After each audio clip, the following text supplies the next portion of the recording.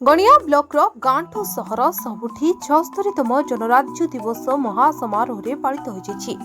सरकारी और बेसरकारी अनुष्ठान में महापुरुषों प्रतिमूर्ति रे माल्यार्पण सहित जातीय पताका उत्तोलन करा।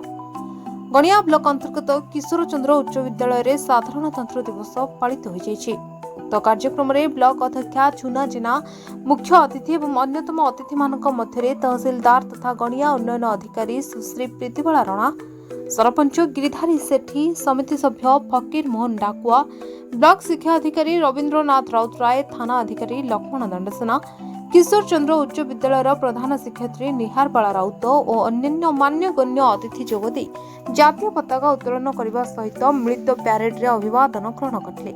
गणियार समस्त स्कूल छात्र छात्री, शिक्षक और देशप्रेमी जनसाधारण उपस्थित रहिथिले।